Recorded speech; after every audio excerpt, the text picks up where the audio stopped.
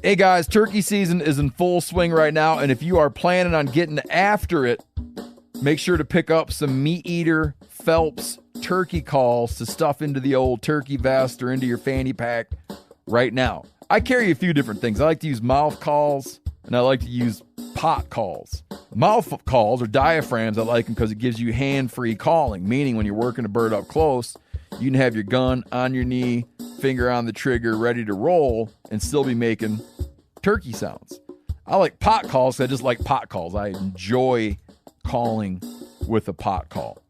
Whatever direction you go, including a box call, which I don't personally use too much, but they're fun and great, and I started out with them. Yanni, on the other hand, one of my main turkey hunting buddies, he loves box calls. And what's funny is I'll now and then look to him and give him the look that means get out your box call and find us a turkey. So it's not that I don't like him. I just have Yanni use his. Then I don't have to carry it. Go to Phelps Game Calls. Get calls that are made in the USA and get calls that'll get them close.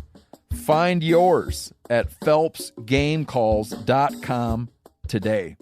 You're listening to the Sportsman's Nation Podcast Network, brought to you by Interstate Batteries. Interstate Batteries has been a proud supporter of the Sportsman's Nation since day one. So if you're looking for any type of batteries, whether it's for your truck, your car, your trail cameras, your rangefinder, stop into a local Interstate Batteries retail location. There are thousands upon thousands of them all over the United States. Talk with a battery specialist and get the batteries that you need to go on with your life. Interstate Batteries, outrageously dependable.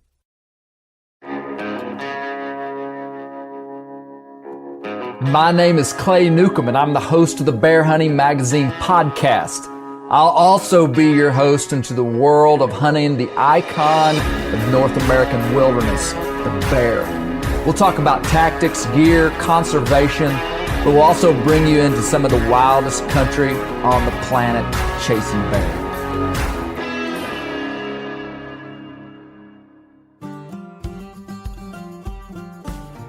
This week we have Josh Kaywood and James Brandenburg, the Backcountry Hunters and Anglers. We talk about that organization. We even dig a little bit into the nitty-gritty. Fun conversation with these guys. You're going to enjoy it. Our partners, W Hunting Supply. They're ready for you. They're ready for your call. They're ready for your order for whatever you need when it comes to dog-related stuff. It's getting to be wintertime, and that's when a lot of hound-related, dog-related activities are taking place. Like us, we're about to start squirrel hunting and coon hunting a lot. W, they're one of the biggest distributors for Garmin in the country. They have the new Garmin Alpha 200i, and they have everything that you need for any hound or dog related activity. Check out our friends Buddy Woodbury and his team at W Hunting Supply. There's still several muzzleloader seasons going on right now and will continue to go on throughout the rest of the year. If you're looking for a muzzleloader, check out CVA muzzleloaders. They're making the best muzzleloaders on the market. What I like most about my CVA Accura mountain rifle is that it's a breakover gun with a removable breech plug that you don't need the tool to remove. You're in the field, you need to check and see if your gun's loaded. You're in the field and you need to reload. Maybe you feel like your powder got wet. That happened to me the other day. I was in a torrential downpour for several hours with the muzzleloader. The next time I hunted, I was fearful that the powder would be wet. So I removed the breech plug by hand in the field. Turns out, the powder was not wet. It was perfectly dry. The gun would have fired perfectly. But it gave me peace of mind to know that the powder was dry. CVA, they have an incredible guarantee on all their guns. Check them out. Northwoods Bear Products. Most of the bear baiting seasons are over right now, even though I have one time baited bears in November here in Arkansas. But if you're getting ready for spring, whatever you're doing, Northwoods Bear Products, they make the highest quality commercial bear scent that you could use. It makes your scents extremely potent, makes your baits loud, and it draws in more bears than any natural food could. Check out our buddies at Northwoods Bear Products. Josh Kaywood. We've got Josh Kaywood here to my northeast here. Need to get out my compass. James Brandenburg here to my right. What are you guys doing, James? Why are you at the global headquarters? Oh, we wanted to mess up your deer hunting for the day. Well, you did that. No, hey, Josh is you work full time for Backcountry Hunters and Anglers. Yes, sir. Yeah, and then James, you're the Arkansas chapter chair. of the Backcountry Hunters and Anglers. Yep. So, yeah, I just want to, Josh, this is a unique situation in the podcast because I hardly know you at all. Yeah. And we were standing outside the door, and I was like, don't tell me anything about yourself. Don't tell me where you're from. Don't tell me, because I wanted to do it here. So this is a good way to get to know who you are, because you work full time for Backcountry Hunters and Anglers. Yes, sir. So I'm the Southeast chapter coordinator for Backcountry Hunters and Anglers. So I cover Arkansas, Tennessee, Georgia, North Carolina, South Carolina, and then what's left of the Southeast chapter now, which is Mississippi, Alabama, and Louisiana. So before I ask you like what you do, give just a general overview of Backcountry Hunters and Anglers. Yeah, the way I like to think about it is we're a nonprofit focused on preserving public land and access for sportsmen and sportswomen. So we want to make sure that folks have a place to go hunt and fish, and that there's ample habitat to support the game and fish that they're pursuing. Yeah. So access is huge. That's your main focus. Yes, sir. Main focus. Yeah, that's going to come up later in our conversation, I have a feeling, because all these big national groups have focuses. Yep. And all of them are so important and critical for this big picture that we're really all trying to achieve, which I think is long-term, high-quality hunting and fishing access for generations to come. Yep. I mean, sustainable, long-term. That's what Rocky Mountain Elk Foundation wants. I think that's what BHA wants. I think that's what SCI wants. I think that's what Boone and Crockett wants. That's what National Wild Turkey Federation wants. Absolutely. Yeah, everybody's got their own place. Yep. Hold that thought in your mind, because we're going to come back to that. Got it. Yep. But so how long have you been working for BHA? About 3 years now. So 3 years. Yeah, I was the chapter chair and one of the original founding members of the Southeast chapter, and the time came up to jump on board, and I said, "Yeah, I'd love to be the chapter coordinator." And so the job just came available. Yep, on the BHA.com. Yeah, I'm just kidding. That's not their no. website. It's literally on backcountryhunters.org. But yeah, I mean, so old Ty Stubblefield sent an email out saying that they were looking for a full-time position. Yep, and I applied just randomly. I just became obsessed with the mission, and was working in healthcare and said, you know what, maybe I could make a switch. That was going to be my next question. What were you doing before that? Yeah, so I was at a healthcare consulting group that kind of did large population market research. So kind of like impacts on. Sounds thrilling. It was actually super interesting, but it wasn't as cool as what I'm doing now. I'm kidding. It actually does sound interesting. If you like to study stuff, I guess it would be interesting. Yeah. If you like to hunt and fish, maybe not. Yeah. So where do you live now? I live in Chattanooga, Tennessee. Is that where you're from? No, I'm from just outside of Atlanta, Georgia. Okay. And I'm kind of a mutt of the South. So I've lived in West Tennessee. I've lived in kind of North Georgia, Mississippi. So I'm kind of all over the place. What took you to all those different places? Just school, like growing jobs, up? Just moving around for different things here and there, and just falling in love with the South, and specifically for what I would consider the Deep South. Yeah. So what? Why did you have to move to Chattanooga?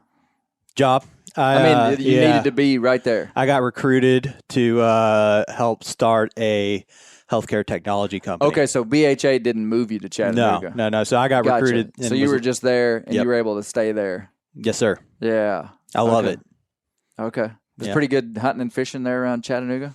Yeah, there's a tremendous amount of public land all around. We got Cherokee National Forest, Chattahoochee National Forest, Nantahala. My backyard basically backs up to a big state forest, 24,000 acres. What country song has made Chattanooga like an iconic Southern city? It's ringing in my head. I think it's an old jazz song, the Chattanooga Choo Choo, or kind of like that's yeah. Okay, just trying to clear this up in my mind. That's all I could think about for just a minute there, which is totally irrelevant. But okay, so what kind of hunting do you do? My main thing is waterfowl hunting. Really? So I picked that up in Mississippi, and now I basically spend December and January in Mississippi. Mississippi, the Delta, so kind of northwest Mississippi. You said you love the deep South. Yes. Okay, people that meet me that are from like anywhere north of here think that I live in the deep South. Right. I do not. Yeah. I mean, and I do enjoy being from the South and like take pride in that I live in the South because we do, don't we, James? Yeah, for sure. But we don't live in the deep South. No. This is upland Southern culture. That would be the technical description of the Ozarks, the Appalachians, the Washtenaws, Highland Southern culture is very different than what I think you're talking about. Yeah. Deep South, because deep South stuff would be It's like, a cultural shift. and it would all have to do with the geographic features of the region. Sure. I mean, like in Arkansas, there would be a very, very distinct divide. Yeah. I mean, Right. like you could, like your 7-year-old could be like, okay, now we're in the deep South. You can tell the moment you drive down basically a hill, Yep. your stomach drops out, and then you are in the deep South. Yeah, And everything changes. It would be categorized by agriculture, flatlands, lowland country, big rivers, Mississippi Delta, and there's a lot of other big rivers beside the Mississippi. But Sure. what draws you? You said you like that. What is it? Is it the waterfowl hunting? It's the waterfowl hunting. It's the culture. It's the food. It's the community. It's the slower pace of life. It's all of those things. I mean, being an obsessive waterfowler doesn't hurt to fall in love with that. But and listen, I love the South. I live in would basically be considered the Appalachians now, or Appalachians. Okay. You know, people get mad about how people say that, but I'm still undecided yeah, on what I'm comfortable with saying. If saying Appalachian, because when I was over there, I had a couple of guys that should know tell me to say Appalachian. yeah. But then I heard them say it, and they didn't say it like that. So anyway, It's a point of controversy. it is. It is. But yeah, man, I do, and I would say like you definitely have the deep South here in Arkansas, right? And Yeah. that probably starts somewhere in the Delta. I mean, I think Little Rock would be definitely like Absolutely. a hard starting point for it. Yeah. Yeah, well, Arkansas would be like if Arkansas were a square, it would, if you drew a line from the northeast corner to the southwest corner of that square, for the most part, everything in the southeast side of Arkansas would be, in the southeast section of that square would be heavily influenced by Mississippi River Delta stuff, agriculture, Yep. big Right. timber, which would be vastly different than where we're at right here in the Ozarks. Have you your most exposure would have been hunting over in Brinkley with Jonathan? Is that Yep. right? Have you ever Yep. spent any time down there? Not really. I mean, I've driven through there a few times, but haven't spent a lot of time over there. So, people that I've gotten to know from that side of the state, though, I just love their passion for where they live. It's just like up here. Like, we're all proud to live in the mountains, and they're all proud to live in the Delta. And I think if people have pride in where they live, they take care of it, they fight for it. And I'm really looking forward to spending more time over there in this role with BHA that I have, and just getting to know more about how things work over there, and all of that kind of stuff. So I bought waders, like actual duck waders, for this year. So like last year I was just duck hunting in my fishing waders. This year I've actually got real duck waders. real duck waders. Yeah. That's a big move. That's a big step, man. I know. I'm not sure if I'm ready for it. Yeah. Josh, are you married? I am. Yep. Have children or anything? Yes, sir. I got a 1.5-year-old daughter, and then I got a boy on the way. Oh, okay. Yep. Cool. Yeah. Congratulations. In fact, he mentioned that your dog's name is Timber, and I'm thinking about naming my son Timber. So. Okay. Well, scratch that from the podcast so his wife doesn't hear that. My son's name is Bear, and like 15% of the people that I meet that don't know me, they're like, man, I had a dog named Bear. And I'm like, thanks, man. And turns out I actually had a dog named Bear, too, when I was young. I don't tell people that, though. Did you tell Misty that? No, I don't know that ever. I honestly don't know that ever did, because it was such it's a dog that I think I remember through my father, because I think I was too young to actually remember the dog. okay. I think there's pictures of the dog. Okay. So I don't really think I have real memories of Bear the dog. So that doesn't count. Okay. Really. Yeah, That's why it's yeah. not in my Yep. real functional memory. You get a pass. Yeah. So I was trying to get a little background there to tell me what you do on like a day-to-day basis with BHA. Yeah, my job is basically to facilitate anything that any of my chapter boards are working on. So that could be kind of punching out an email for them so that they can send that out to their chapter, to working on various issues at like a state or federal level with the state legislator, the U.S. legislator. So how many chapters are there in the Southeast that you kind of manage? I manage 7. 7. Where are they at? Georgia, Florida, Tennessee, North Carolina, South Carolina, Arkansas, and then the Southeast chapter would be Mississippi, Alabama, and Louisiana. Okay. Yep. Cool. So that's a lot of work, huh?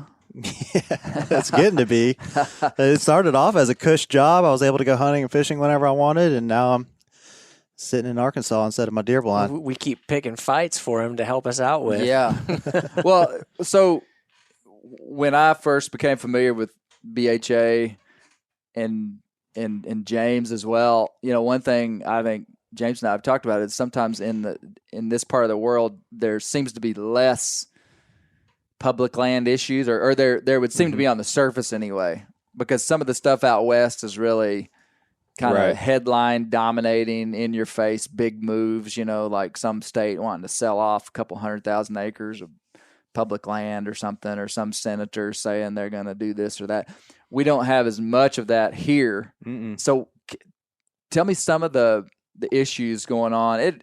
I guess in the Southeast, that would be a good starting point, or even why you're here today. For sure. So, I'll end on why I'm here today, but I guess one big thing would be like in Louisiana, you're seeing kind of a access to the water being taken away from the public, specifically the marsh and the coast there. And there's all sorts of tricky reasons as to why that's happening, but that's, a really, really massive amount of kind of public What do you space. mean by that? Like literally, like you cannot drive public a boat. boat ramps? You cannot drive a boat on what would, in all intents and purposes, at this point be considered the ocean, because you are on somebody's property. Because the water bottom, most of the times on the coast, you would like an oil company would own the bottom. Well, the mineral rights are attached to the surface in Louisiana, so surface rights, and that is there for a variety of reasons. But the big problem with that is we're losing a tremendous amount of the marsh in Louisiana. It's like, the statistic is like a football field every 90 minutes of marshland, and that are being lost to access. No, that marsh grass is disappearing. Okay, It's so going away. we're talking about an environmental issue. Yeah, here. and then that is now just water. So what used to be kind of dry ground at one point is now water, and you theoretically would not be able to drive a boat over that water. Because I it's see. still Okay. technically private, Yep. right? Yeah, it's still it'd be private. it'd be okay. like up here, like when they flooded the land to make Beaver Lake. It's like the guy who used to own the bottom of the river there coming back and saying, hey, you can't drive your bass boat over this because I own the bottom Okay, it of would the be lake like looking at your Onyx maps and seeing the property line in the water. being here, but the water is encroach. I mean, like it's completely taken over. I mean, that land has disappeared. wow. And so So the property owners are saying, hey, we own out, 100 yards out into that body of water. oh no, they're like 10 miles Oh, wow. to a point where you Okay, could take. I understand what you're Yeah, saying. yeah, you could take like a center console with two 225s on the back of it and drive as fast as you can for an hour and be on private land. So at one point in memorable history, that Yep. would have been dry ground.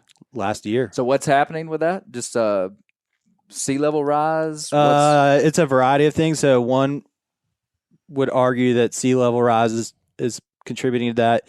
Another problem is you have subsidence, so the land itself is actually sinking. Okay, I was about to make a joke and I wasn't going to do it. Yeah. Louisiana is sinking, Louisiana but it's not is a joke. Yeah, it's no, true. it's not a joke. And then they dug oil canals, or not oil canals, but canals to get the oil container ships into port more effectively. And they dug those in a straight line. And so all these hurricanes you're seeing, well, the storm surge pushes that water down those canals, and it just kills that marsh grass, floods it, and that marsh grass doesn't have the time or the ability to grow back. They don't have the ability to grow back because we took the Mississippi River and we levied it off. Before we levied off that river, it used to be like you let a garden hose loose and it would just kind of shift and spray all over the place and take all that sediment from basically Canada all the way down, and it would disperse it into the Gulf of Mexico there, and that's what kept that marsh grass alive. We don't have that anymore. I see, because now we've contained the river so tight it doesn't do its natural flood stage and stuff. Mm-hmm. And if you think about like the leveeing of the Mississippi River, it seems like, oh well, that's been going on for forever, but it's been going on for maybe 100 years, Right? Which, when you think about geologic time, Not too long. Yeah. I mean that's like a millisecond, Right. of time. And so you think about the I was not aware of these issues. Huh? Yeah. So what's BHA doing with stuff like that? We are trying to find a solution that fits all the parties, like that you can still go fishing up on the bank. Yes, yeah. Oh, I mean, like drive a boat. Yeah, so you can drive a that. boat, so you can go out there and duck hunt, so you can fish. I mean, there's all sorts of people that have interest, but we don't want people to lose their rights to their minerals. Obviously, that's a big oil producing part of the country and other things as well. Yeah. But it's it's incredibly controversial in the state, and we're just trying to help. We're trying to play a facilitator role to bring all those different parties together to find a solution that works. Yeah. And so that the common guy can still take his son fishing. There you go.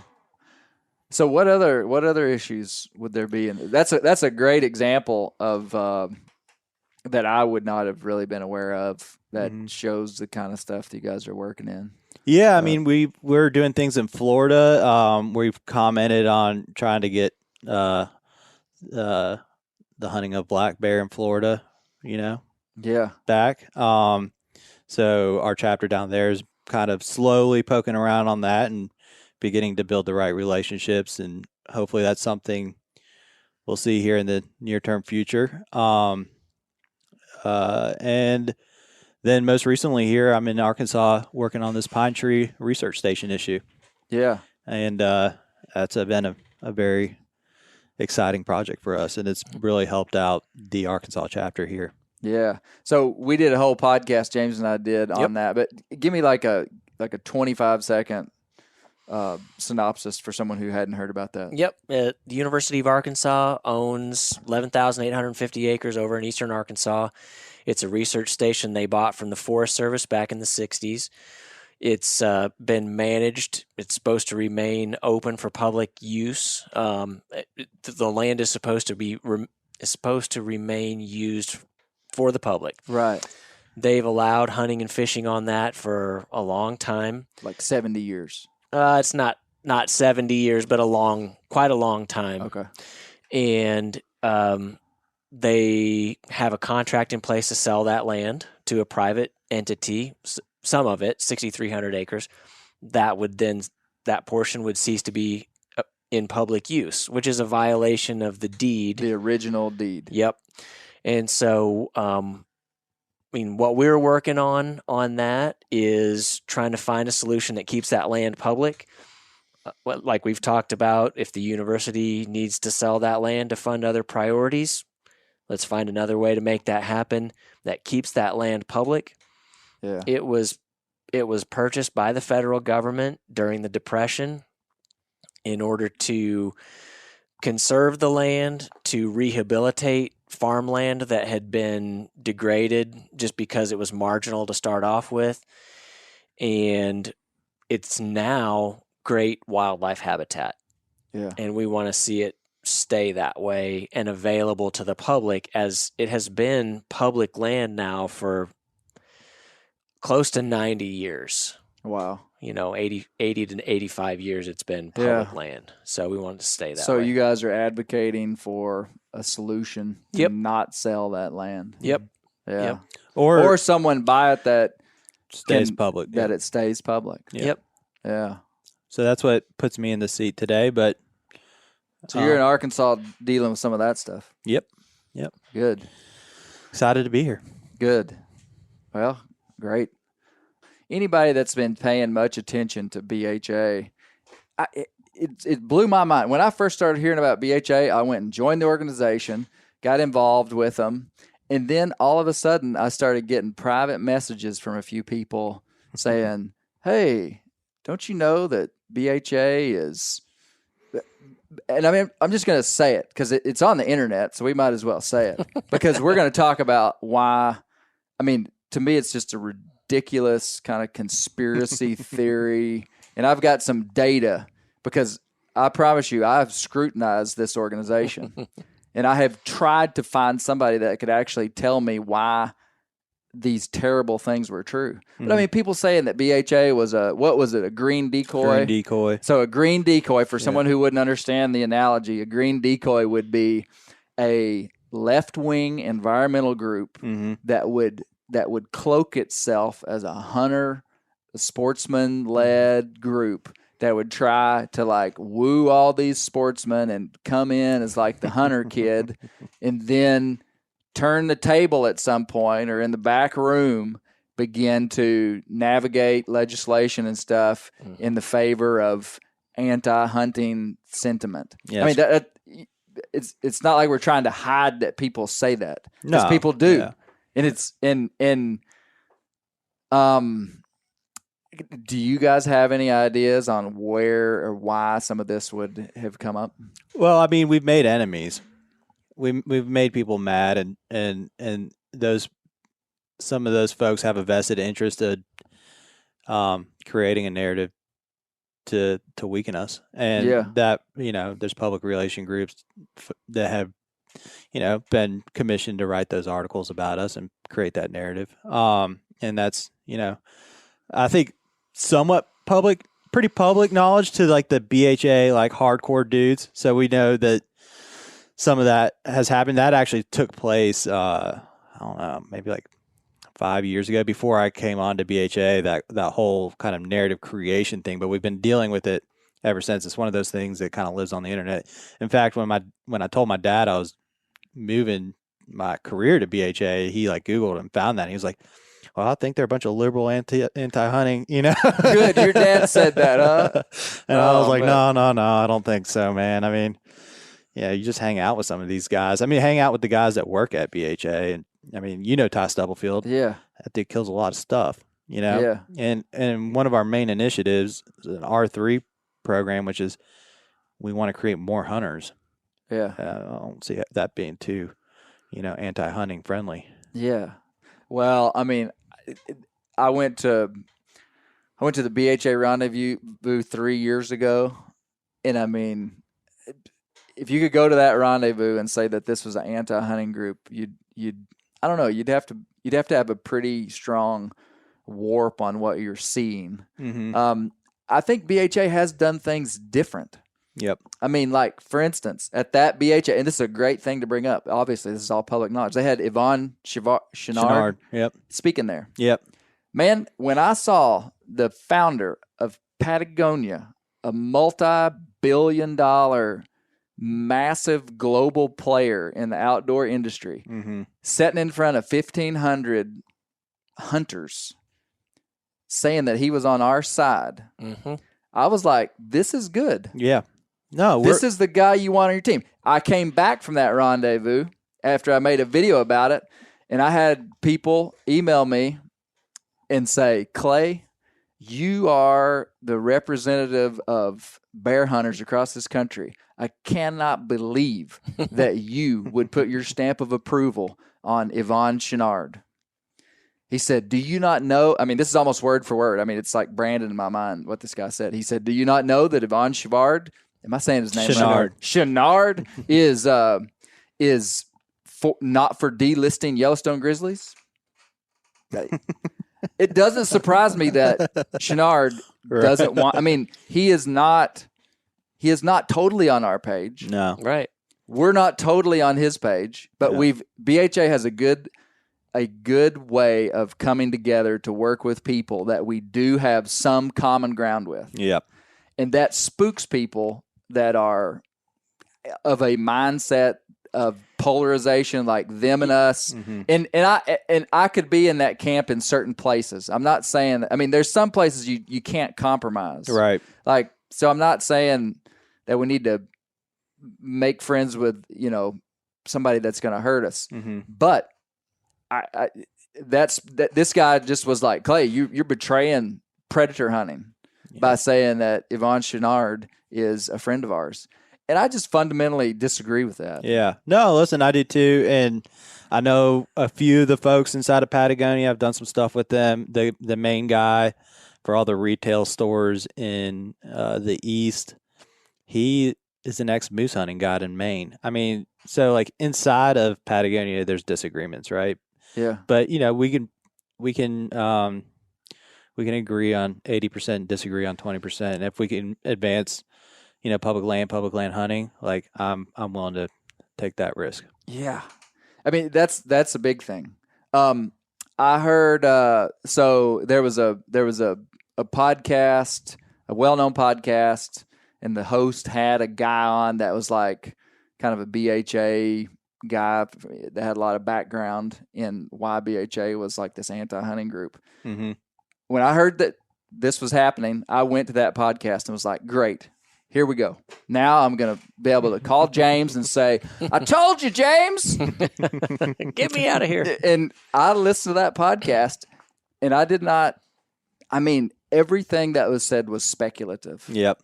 I mean, there was I was shocked that there was nothing in my opinion, of deep substance. And there's all this stuff about funding. Yep. I mean, I could nerd out about it all. People can do their own research, but there's this thing that, they get money from the Wilberforce Foundation. Mm. Well, I'll tell you what, you can go look up Wilberforce Foundation and you'll find that they give money to a whole bunch of people. Yep. They give money to a bunch of people that we probably don't agree with at all. Mm-hmm. But they also give a bunch of money to people that we do agree with. Absolutely. And BHA is not entirely funded by the Wilberforce Foundation. Small percentage. And I mean, pretty much that was the main thing is they were saying, follow the money. These guys are getting money from anti-hunting groups. Yep. And you go and look, you can do research and find out all the money that Wilberforce dishes out. There's a bunch of other hunting conservation groups that get money from them. Yep. If they called me tomorrow and said, Clay, we want to give Bear Hunting Magazine some money, I would listen to them. I mean, you know what I mean? It's like, well, you ask them what kind of strings are attached to it, and then you go from there. I mean, this whole the polarization thing is what just blows me away. It's like we all got to lock arms and march together, all agreeing on every single thing, and that's not the way the world works. I mean, Clay, the 12 disciples couldn't all agree on everything. Yeah. I mean, we need diversity of opinions. Yeah. We need diversity of funding. We need diversity of goals. This is what makes us America. Mm-hmm. Yeah. I'm just kind of curious. I would like to hear somebody say what their motivations are for trying to tear BHA down. Right. Oh, yeah, there's motivations for sure. I don't want to speculate on that, but those speculations aren't hard to make. Yeah. And I'm a huge fan of that podcast, and I run all that dude's gear. So like I said earlier, if we're an anti-hunting organization, we're doing it wrong. Hey, well, and he's my friend too. Yeah. He had Land and Ryan on too. Yep. Ryan, or who did he have? He had Lantani, and Ryan Bussey. Yeah, Ryan Bussey on there from Kimber, and he used to be our chair. He's no longer the chair of our North American board. Okay. But and I appreciated that he did that because he had a podcast about all the alternative ideas about BHA, mm-hmm. and then he had these guys on. He did a great job. Yeah, I commend him for that. To me, this is really important because somebody isn't familiar with BHA and they hear this, it all sounds great, and then the first time they get a whiff of something, it kind of spooks them. That's the way it's happened with some of my friends, right? And that's what would have happened with me if I hadn't dug a little bit deeper, right? And I want to give here's the other thing that specifically people have talked to me about because of my background and history is people have said they're anti-predator hunting. Okay, that's what they've said to me. BHA is anti-predator hunting. Well, many things. I have seen multiple places where BHA has advocated for bear hunting. I mean, you just brought it up a minute ago. The chapter in Florida, they were the guys that contacted me and got me on a podcast down in Florida. BHA guys hooked me up with some legitimate Florida-wide fishing hunting podcast. Got me on that. BHA is now I know there's lots of great groups, SCI, Sportsman's Alliance, that are working on this New Jersey thing too. So I'm not saying that BHA is the only one working, right? But BHA they wrote an article, had a petition, standing against this governor that has said he's going to shut down bear hunting in New Jersey, going against science, going against all the data, going against all the biologists. And, BHA standing there saying, hey, we're fighting for a bear hunt. I had people, let me get to my personal story. So during the time when I was still, and I'm just going to be real open here because I got nothing to hide about it. When I wasn't on the fence at all about BHA, but I met Hal Herring. Yep. And I honestly, going to meet Hal, I went to spend a couple of days with him. And I knew very little about him. I just knew he worked for BHA and did their podcast and was kind of like a pretty big voice for BHA. I didn't go over there to be on his podcast. Like that was not, that wasn't the only reason that I went. But when I went there, I run, I don't know if y'all have heard of it, but I publish a magazine called Bear Hunting Magazine. Yeah, I've heard of it. And I am pro predator hunting, pro mountain lion hunting, all within the bounds of science and such. Sure. And Hal Herring told me, he said that he talked to some of the head leaders at BHA and told them he was going to be in camp with me. And they said, get Clay on the podcast. Yeah. That's what he told me. But it was to get you on the podcast and get you in a gotcha moment, right? Yeah. They were trying to trap you. Exactly. Trying to decoy you in. Yeah. So all I was saying, if they're an anti-hunting, anti-predator group, they're doing a bad job because they yeah. But okay, here's the thing though. They're doing a bad job at that because they're doing so much, I think, pro all these things we're talking about. But here's the thing is that when I made a post the other day about BHA in the New Jersey petition, there was a guy on there, and you said something to him, James, that said, well, I wonder why the national BHA isn't saying something. Yep. And he was clearly saying that, there was some reason why national wasn't getting on. And I got on there and said, man, all these different groups have different lanes. I said, BHA primarily does access, land access. Yep. That's the main thing. That's our bread and butter. BHA is not. We're also small, right? So it's hard for us to get outside of that lane and be effective. And when we do get outside of our lane, that can bog us down and detract from our main mission, right? So it's business. It's staying on mission. Yep. And no, go ahead.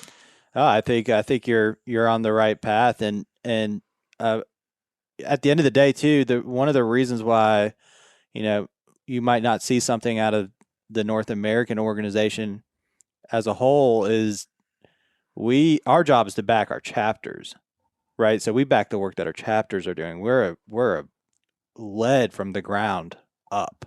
Yeah. We're not a top down organization. Our guys go and pick the fights or girls, and whenever they got something that they want to engage in on something like in Florida or New Jersey, which I'm not terribly familiar with, I apologize, but my job at that point is, all right, let's make this happen. Let's put in the work. Let's organize, and you guys now have all of our resources. Yeah. Mm-hmm. So, and James, you made a great point. And what was that? Yeah, my point is that as a chapter leader, that's amazingly empowering to me to know that I'm here on the ground in this state, and our members here in this state, if they have an issue that's important to them, it's important then to our national organization. It's empowering in so many ways as chapter leaders to be able to pick those fights and not have it dictated to us that we need to get on board with this or get on board with that. Right. Are there national issues that we all work together on? Yes. Great American Outdoors Act, Land and Water Conservation Fund. Yeah. These big national things, yes. Well, and the point that you made to me that I thought was so strong, and to this guy that made that comment, was that local issues are handled locally. Right. National issues are handled nationally. Absolutely. So, this was a statewide issue in New Jersey. Mm-hmm. Right. And so, structurally, the organization is not designed for BHA national. Right. Just the way it's just lined up. Right. It's lined up so that the BHA New Jersey is fighting that fight. And obviously that's been sent out nationally, and there's been support coming in nationally from that. We'll do our best to promote it. That's our job. And so it wasn't a conspiracy to actually make bear hunting go away in New Jersey? Is that what you're telling me? Not that I know. That was my that comment. Memo. That was my comment to the guy that made the question. I said, it sounds to me like you're upset at BHA for taking a public stance against ending a bear hunt, saying we're pro bear hunting. Sounds to me like you're mad at them for that, and thinking that mad at the method rather than it didn't make sense. Anyway, I realize I am going on and on about this, and that's y'all didn't come here to talk about this, but I think it's a major issue. I think it's a fly in the ointment, and man, I'm not sitting here saying that. I am equally as. I love Sportsman's Alliance. I love SCI. Sure. There's a ton of groups that I'm passionate about that if I had a good connection to would probably be sitting here too. Yeah. So, it's not like you have to be if you're a BHA guy, then that's all you are. No. That's what people feel like. That's what I feel like people. Yeah. If you identify yourself at all with an organization, then that's like. Well, we can't get our identities so wrapped up in each one of these little groups. People get so wrapped up in whatever the label is that they want to put on themselves. And I love BHA. I work hard for BHA. I love the diversity of opinions and people and things that we can do that are focused. It's diverse, but it's focused in a specific lane. And we were literally today amongst my board members talking about how blessed we feel to have found each other to work together with. I'm sure there's other organizations that have those exact same things. Yeah. But we weren't talking about, the how we were going to take down hunting and fishing. We were talking about we found people who like to hunt and fish. The means or the places, the ideals that we all hold common. And we were so happy to find a place where we could do that work. Yeah. That's what we like to do. Man, if your deal is cold water fishing for wild and native trout unlimited, whatever it is.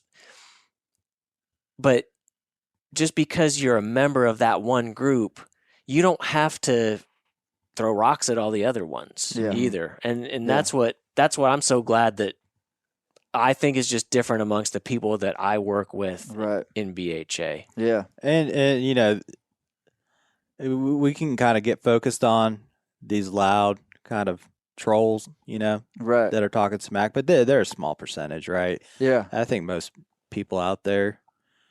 Yeah, it's unfortunate that this is like such a, in my mind anyway, it's a big thing because I just hear it and I'm sensitive to it. But it's a big thing in the South, man. I mean, we've been dealing with it since day one. Okay, here's the other thing I want to like publicly acknowledge is that the other reason that people think or could think that BHA is some left wing anti hunting group is BHA is and I'm going to say the E word. Do y'all know what the E word is? Environmental. Oh, yeah. Yeah. I mean, and that's what's bizarre about the modern divides inside of politics. Mm-hmm. That, if you're a hunter and fisherman, you're just the way that the politics line up to be on this side of the aisle means that you are not an environmentalist. Right. So it's like, but we are hunters, and I mean, like our passion is wild places, going to those wild places, enjoying those wild places. Like we actually ought to be the biggest advocates for wild places, which if we could just call it that, advocates for wild places and not environmentalists, the marketing, the stigma, and obviously, so some people are threatened by that. They're like, this is a radical environmental group that's wanting to shut down the whole place. I mean, and that's not true. No. I mean, from what I've seen from national decisions that have been made, there are some places where things should be shut down, like the Pebble Mine up in Alaska. Bristol Bay. Shut it down. Yep, I'm pretty sure Trump said this. Well, I don't want to get into that. Donald Trump Jr. is against the Pebble Mine. Yep, I know that. Yep. But there's other places where BHA would absolutely be like, I mean, talking to Hal Herring, I mean, he's one of the most functional, like real guys you'll ever talk to. He has his whole background is in forestry. Right. Yeah. And I mean, he's like, man, we got to cut this timber. Right. I mean, like,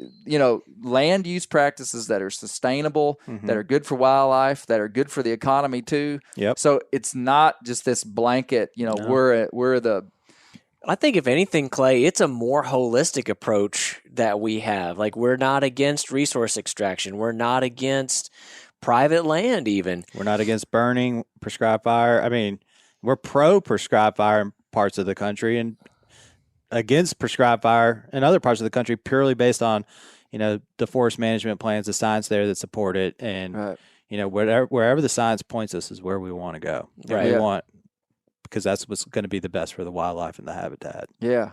It's pretty simple. So it's a real easy narrative for someone to just get turned off of. Like, just like, yep, BHA is a left-wing radical environmental group. Yep. And it's just, I have looked and looked and looked, and I just haven't seen that yet. Well, I wouldn't be working there if it was that. I can promise you that. Well, much. and I wouldn't have you guys here if it was, I mean, really, I've scrutinized over this a lot. And, BHA is one of the fastest growing sportsmen's groups in the country. I mean, it's become an influential group. And what I like about BHA is the type of people that are being recruited. Yep. Or just the type of people that I see that are BHA guys are they're motivated. They're guys that are, a lot of them are even new hunters. Sure. Yeah. A lot of them are veteran hunters. I mean, but some new hunters. Yeah. And I don't know. It's just an energetic, motivated, good group. And all these big groups have great constituencies, Absolutely. National Wild Turkey Federation, Rocky Mountain Elk. I mean, all these guys have great groups, but Yeah, and just to kind of touch, I have a little bit of notes, but I mean, we got 40,000 plus members. right. Of that, 28% are independents, 23% are Republicans, and 6% are libertarians. Okay. We're Now, break that down again. I was listening for the so 28% independent, 23% Republican, 6% libertarian, and I forgot to write the Democrat number. Whoops. But it's like the Democrat number was like in the 20% too. Okay. So, I mean, that's one of the cool things about our membership is like, man, conspiracy. we are. He forgot to write the Democrat number. I know. Well, that would be a pro. I'd be on the side that. You just washed our whole conversation down the tubes by that. I'm kidding. But that is to me like kind of the cool thing about our makeup is like we are super diverse in our political makeup. Yeah, and we skew pretty young. Like a massive percent. We're 40 and younger, which is in the conservation world very rare. Yeah, I'm an old guy for BHA at 46.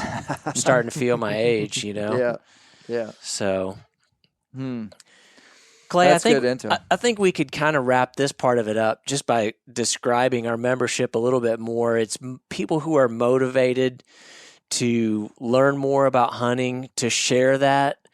There's a lot of camaraderie that comes with that. Yeah, I mean, we take our knocks for, another thing that people say is, all they want to do is get together and drink beer and slap each other on the back. Yeah. And I can tell you that there is definitely occasion for that, but I have seen a lot of just what I would term fraternity with a lowercase f, just camaraderie and fellowship, sharing of success, and however you choose to define what that success is. It's not going to be the group for everybody, but it is a group of people who are interested in action, and we make it possible for people to operate fairly independently, but with support in their local area. So if you live in Paris, Arkansas, and you want to do a cleanup in your area, and you're a BHA member, man, we will help you out with that. Like, we will make connections for you. We'll help you promote it. If you need help with an access issue in your area, we will help you out with that. And that, I think, is where, that's why I'm a part of it, is because it's people of action. Not to say that other groups aren't also action oriented, but I think we make that accessible for people who otherwise don't have access to it. Absolutely. And I mean, we're very much an entrepreneurial kind of organization. That's the cool thing about it. It's not just going to a banquet, signing up and getting a bunch of stuff at the auction, which I love to do, but it is, signing up for a cleanup. I mean, month of September, we pulled 4,000 bags of trash out of public land, just through people going out and organizing people to go out and encouraging them to go out to just pick up trash, whether it was in a organized thing or by themselves. 4,000 bags, man. Yeah. And just like kind of like a little fun thing that we did for a month. That's real work. Yeah. I mean, all these different public access battles in all the different states we're in, those things don't happen by themselves, and it's almost all organized and driven by membership on the ground.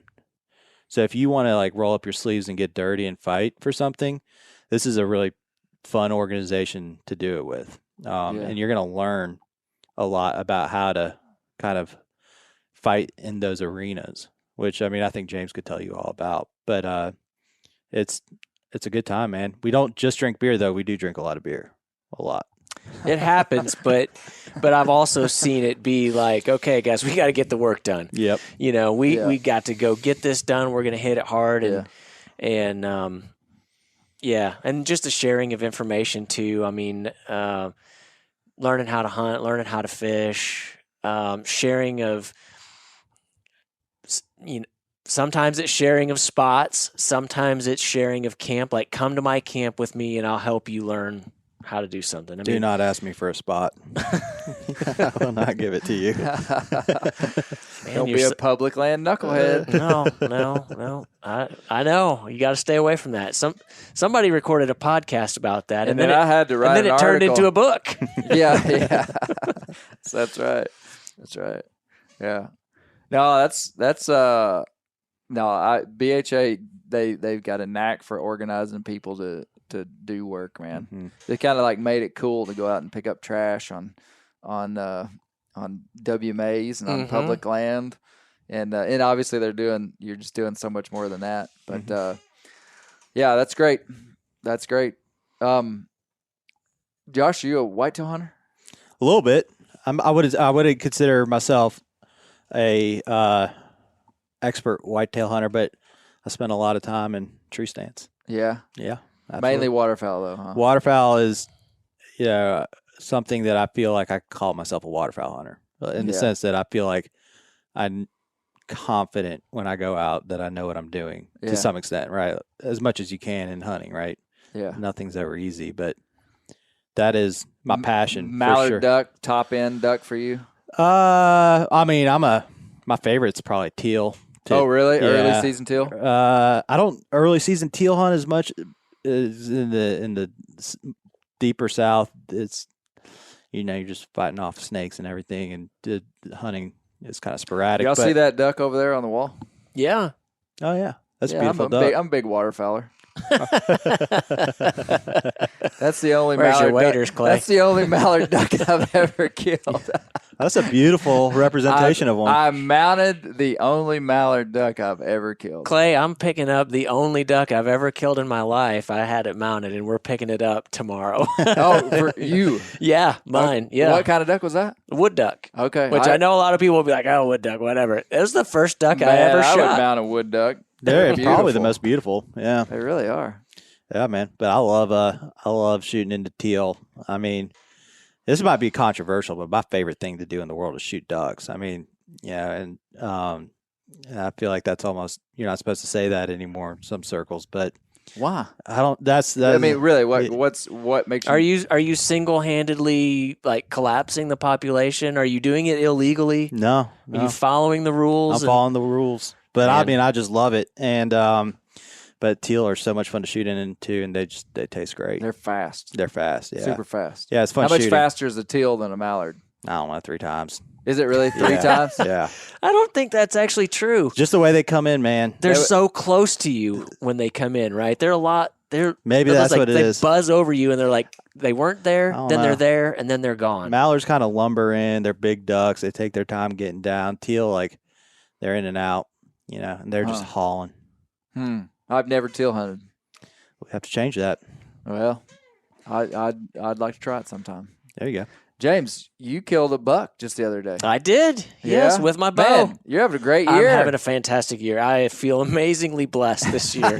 The freezer is full. That's awesome, man. Yeah.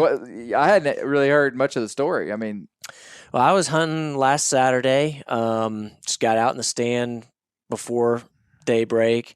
Had the usual series of mishaps on my way in. Got there late. Haul rope was tangled up, and I couldn't get my bow up. Something was underneath my stand. I couldn't see it. It was still dark.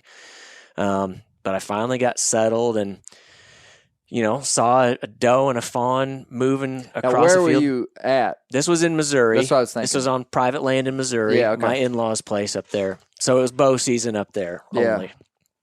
And, saw a doe and a fawn go across the field, and I was kind of thinking, I was wanting meat, so I thought if they came my way, and then I saw the buck behind him, and I thought, okay, this could happen. And the doe and the fawn kind of circled back behind me, and the buck was right on him. I saw the buck was on them. I made the shot that I made a bad shot. Hit it far back. I knew immediately I'd hit it far back. he trotted off about 20 yards, gave me a chance to look at him through my binos, and he was hunched up. I knew I hit him in the guts, and I was just hoping. Yeah. And so I was very confident that it was a mortal wound. Right. I had no idea how long it was going to take. I contacted a blood tracker immediately, and got some coaching on what to do. Okay. I left it for 8 hours. He got there. We tracked it, found it, jumped it still alive, but in bad shape. And I eventually, he had to back out with the dog, and I had to go back in with the bow, and eventually was able to finish it off. Nice. Nice. And it was, oh my gosh, Clay, it was a healthy deer. It looked big. I put over 50 pounds of meat away, and the amount of fat that I cut off of that thing, so much fat. I mean, as dry as it has been around here, I was not expecting that, but he was healthy, very healthy deer. So, is that your first bow kill buck? Yep. Nice. Congrats, man. Very nice. Thank you. Yeah, it looked like a big bodied deer. It was. Yeah, it was a good sized deer. It's been dry this year? Up here. Okay. Yeah, up here, right in this area. You get just a little bit south and east of here, and they've had way more rain than we have. Okay. Yeah, pastures are burnt up here. My in-laws are talking about having to buy hay and worrying about what kind of water. Now, here this week it's been wet. Super wet. But before that, dry. Yeah, it's been in northwest Arkansas. I can speak to the horn growth of these deer is exceptional compared to the last 10 years. That's my observation, from the deer that I'm seeing and even hearing people talk about. Yeah, we had incredible horn growth, and that almost always is indicative of a good growing season, which I don't know that down here we've been as dry. But no, I think you have more rain down here. Yeah. I'm an hour, well, not quite an hour, almost an hour south of you, though. Yep. No, you guys have had more rain down here than we have. I think we have. But no, the deer are healthy. The deer are really healthy. You're saying just a minute ago that they're starting to move around, starting to see some rutting activity. Yeah, I've hunted quite a bit in the last 9-10 days, and just 2 days ago I saw my first big buck chasing a doe. Now the little deer will mess around with does early, and I mean, heck, even in early October. Sure. But I mean, a big mature buck that had no business being on his feet unless that doe was serious. Right. And so 2 days ago I saw a buck at 3:30 in the afternoon with a doe. And then yesterday didn't get to hunt, but was driving right through a place that I can hunt and saw one of my target deer with a doe in a field, in pouring rain. I mean, it was like a downpour. Wow. And there he is standing in a field with this doe, and they ran off, and he lowered his head and just took after, which, man, it's happening. Talked to another real good, a guy that's been on the podcast, Heath Martin. He told me that what he's seeing is more chasing and rut activity for this time of year than he's seen in a while. That's what I was telling you. I feel like it's just a little bit early to see the kind of chasing, because I had a better deer, a better buck under my stand after I shot the one that I shot. Oh, really? You had a bigger deer come through? Yep. Not huge, but bigger than the one that I shot. And he was chasing. And I watched him chase that doe all over the field. Oh, wow. So that was some legit rut activity. Yeah. So are you transitioning now to all-day sits, or? I rarely really get the opportunity to sit all day, just because I almost, my work is pretty flexible, but I always have something I've got to do. Right. So like tomorrow, if something doesn't come up, I'm going to sit all day tomorrow. Gotcha. And then Saturday we got some family stuff, but I'm going to hunt morning and evening. Okay. In the middle of the day, do some family stuff. Excellent. But it's time to sit all day if you're going to sit. This weekend is youth season in Missouri. Oh, okay. Youth rifle season. And this October 31st, November 1st time frame has been a really good time. Are y'all going up there? Yeah. Zach's got some stuff going on during the day on Saturday, but as soon as he gets out of that, I have on my list of things, basically get everything ready to take off as soon as he gets home. And cool. And we'll hunt Saturday night, and he'll probably hunt all day Sunday. Yeah. So good.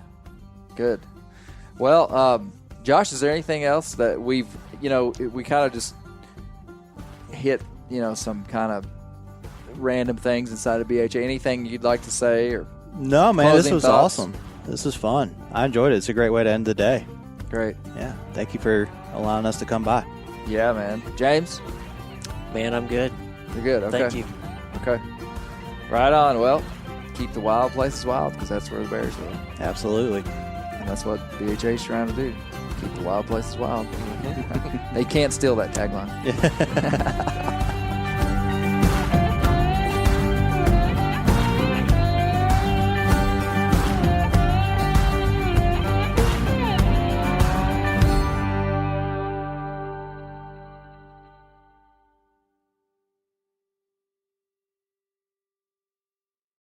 Hey guys, turkey season is in full swing right now, and if you are planning on getting after it, make sure to pick up some Meat Eater Phelps turkey calls to stuff into the old turkey vest or into your fanny pack right now. I carry a few different things. I like to use mouth calls, and I like to use pot calls. Mouth calls or diaphragms, I like them because it gives you hand-free calling, meaning when you're working a bird up close, you can have your gun on your knee, finger on the trigger, ready to roll, and still be making turkey sounds. I like pot calls because I just like pot calls. I enjoy calling with a pot call. Whatever direction you go, including a box call, which I don't personally use too much, but they're fun and great, and I started out with them. Yanni, on the other hand, one of my main turkey hunting buddies, he loves box calls. And what's funny is I'll now and then look to him and give him the look that means get out your box call and find us a turkey. So it's not that I don't like them. I just have Yanni use his. Then I don't have to carry it. Go to Phelps Game Calls. Get calls that are made in the USA and get calls that'll get them close. Find yours at phelpsgamecalls.com today.